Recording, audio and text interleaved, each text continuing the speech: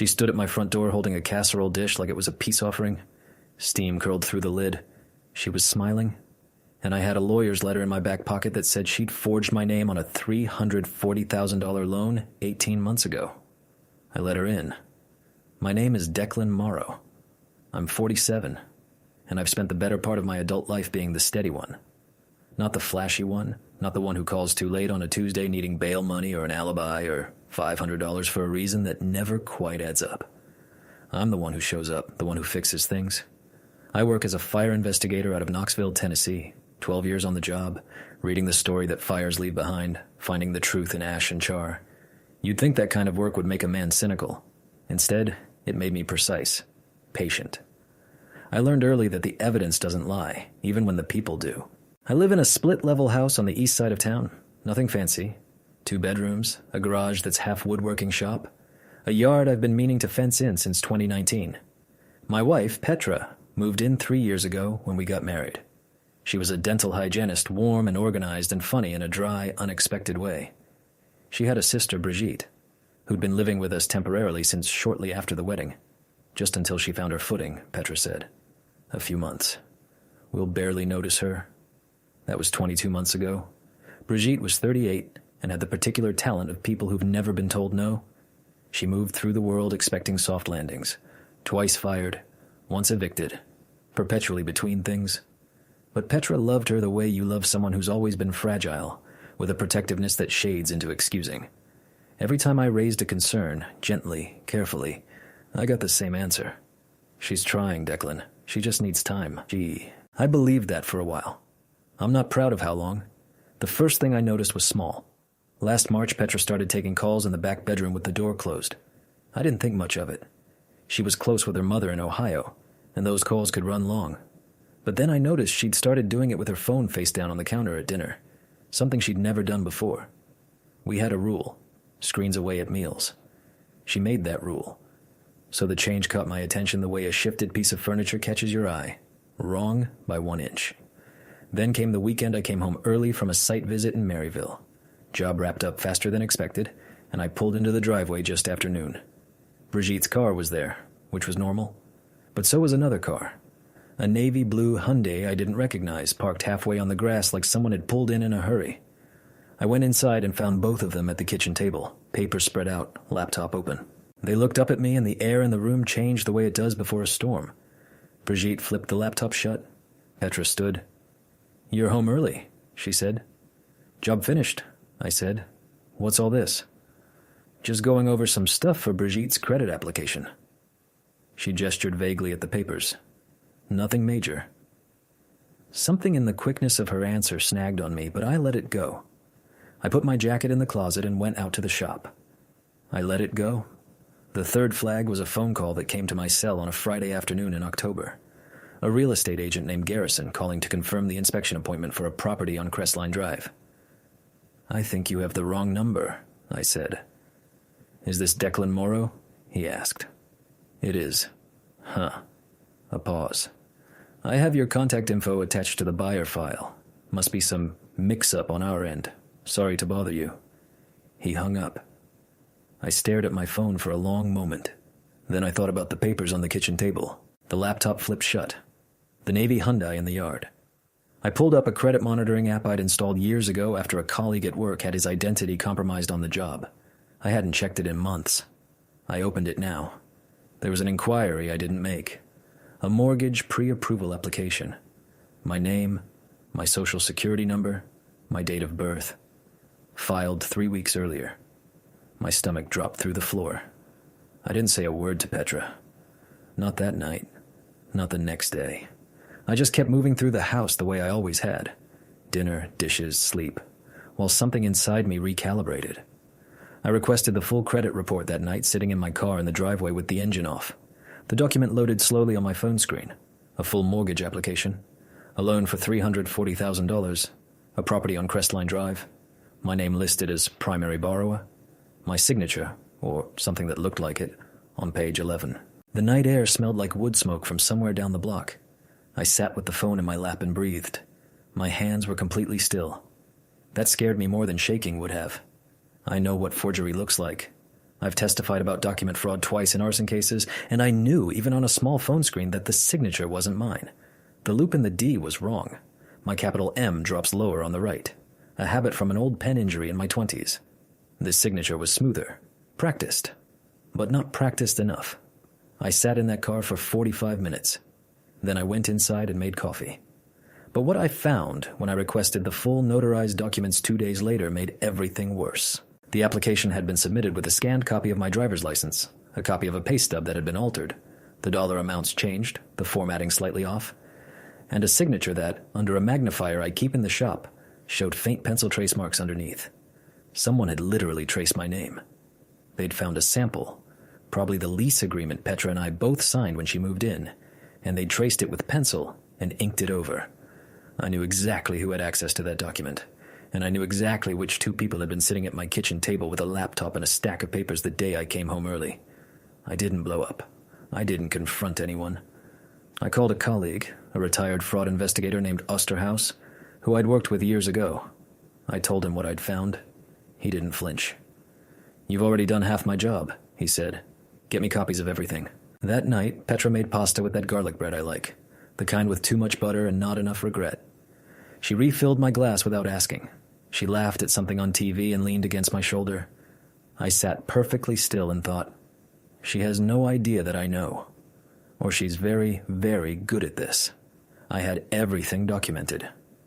Now it was just a matter of timing. Over the next 3 weeks, I built a file. Not out of anger, out of habit. Investigators don't act on gut feelings. They act on evidence. I pulled every document in the house that had my signature on it. The original lease, tax returns from our joint filing, the car title. I photographed each one and sent the files to Osterhaus. He confirmed what I already knew. The signature on the mortgage application was a forgery, and the traced pencil lines were visible under UV light. He referred me to an attorney named Pell, who specialized in financial fraud. On a Tuesday morning, I sat across from her in a downtown office that smelled like old carpet and strong coffee. She was sharp, efficient, and completely unshockable. "You're looking at identity theft, mortgage fraud, and potentially wire fraud if the lender funds," she said, flipping through my folder. "I'm not looking to blow anything up," I said. "I want it stopped." She looked at me over her glasses. "These are federal charges. You understand that?" I said I did. She laid out the path. Contact the lender directly with evidence, file a police report, submit a formal dispute to the credit bureau, request a fraud alert on my social, and then, if I wanted to, name the parties involved. I told her I'd think about it. I drove home and made dinner. Petra came home from work, kissed me on the cheek, and asked how my day was. She had no idea the whole structure had already started coming down. I chose a Sunday, 2 weeks out. I'd been watching the house routine. Brigitte usually came down for breakfast around 10, slow and unbothered, still in her pajamas at noon. Petra spent Sunday mornings doing what she called her reset. Laundry, grocery list, a pot of tea she'd nurse for 2 hours. I waited until they were both in the kitchen. Then I came downstairs with a folder under my arm and set it on the table between the cereal boxes and the half-full mugs. "I need to show you both something," I said. Petra looked up, curious. Brigitte kept scrolling her phone. "Brigitte," I said it once, flat. She looked up. I opened the folder and placed the mortgage application on the table, face up. "That's my name," I said. "That's my social security number. That's not my signature." Silence. Petra's face didn't do what I expected. It didn't go pale or afraid. It went careful, measured. That told me more than panic would have. "Declan, we can explain," she started. "Don't," I said quietly. "I've seen the documents. I've spoken to an attorney. I know about the pre-approval, the altered pay stub, the traced signature. I know about Crestline Drive." Brigitte put her phone down. For the first time since I'd known her, she looked genuinely small. "It was just supposed to be temporary," she said. Her voice had that practiced wobble. "I was going to pay it back. You have good credit. I don't. It's not fair." "Stop," I said. "Don't tell me what's fair." Petra reached across the table and touched my arm. It got out of hand. She needed help qualifying, and I thought we could manage it before it ever became a problem for you. We. That word landed like a stone dropped from a height. "You knew," I said. She didn't answer. That was the answer. "I've already notified the lender," I said. "I've filed a police report. The fraud alert is active on my credit. Attorney Pell will be sending a formal letter this week." Brigitte's expression shifted from wounded to calculating in about 4 seconds flat. "You called the police on family?" "You committed a federal crime using my identity," I said. "I reported a federal crime. That's how it works." Petra stood up. "Declan, please. If this goes further, it could destroy her. You don't have to—" "I didn't start this," I said. "I just finished it." I picked up the folder, closed it, and put it back under my arm. The coffee was still warm on the counter. The morning light was the same pale yellow it always was on Sundays. Everything looked exactly like it had before. Nothing was. "I'm staying at Osterhaus's place tonight," I said. "I'd appreciate it if you'd use the time to think carefully about what comes next." I walked out to my truck, pulled the door shut behind me, and sat for a moment in the quiet before I started the engine. The garage door to my shop was still open. I could see my workbench from the driveway, the clean lines of it. The tools hung in order on the pegboard. Everything in its place. I'd built that bench myself, piece by piece, over 3 weekends. I thought about that for a minute. Then I drove. In the days that followed, Petra called 6 times. I answered twice. Both conversations were short, and both ended the same way. Her asking me to withdraw the fraud report, me saying I wouldn't. By the second call, she'd stopped framing it as a request. "You're going to ruin her life," she said. "She made choices," I said. "So did you." I was back in my house by Wednesday. I'd had a locksmith change the exterior locks on Monday. My name on the deed, my right to do so.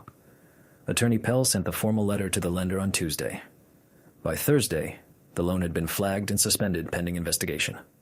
Liberty Mutual, the fraud branch, not the insurance side, sent a case number to Pell's office. Brigitte moved out on Friday. I watched from the window. She loaded her own car, which was more than I expected. My mother-in-law called from Ohio and left a voicemail that I listened to once. She called me rigid and unforgiving and said I'd broken this family. I saved the voicemail for my attorney. Petra and I sat down 2 weeks later at the kitchen table, just the two of us. No casserole, no tea, no performed normalcy. She admitted she'd known about the application from the start. She said she'd told herself it would never cause me any real harm. I think she believed that. I think that was the worst part. She wasn't cold-blooded. She just loved her sister more than she'd considered me. I told her I believed her. I told her it didn't change anything. The divorce was filed in January. No drama, no public scenes. We divided what was ours. I kept the house. She moved back to Ohio in February. Brigitte is facing charges. Her attorney entered a not guilty plea in March, which tells you everything about how she's approaching this. I still get up at 5, still drive to the office, still walk fire scenes reading the story The Damage Left Behind. Some Saturdays I spend the whole morning in the shop, cutting and shaping, making something from nothing. The bench I built is still there. I think about rebuilding the fence this summer. I've got the lumber already. There's a particular kind of quiet that comes after a fire goes out, when the smoke clears and the air settles, and you can finally see the structure for what it actually is. Some things hold. Some things were never as solid as they looked. The investigator's job is to tell the difference. Turns out, I needed that skill at home as much as I ever did on the job. What would you have done? Reported the fraud even knowing it would end everything? Or found another way to handle it quietly? And if you like this story, the next one coming to this channel involves a man who spent 4 years thinking his business partner was his best friend. Until a GPS tracker on a company truck turned up somewhere, it had absolutely no reason to be. Stay close.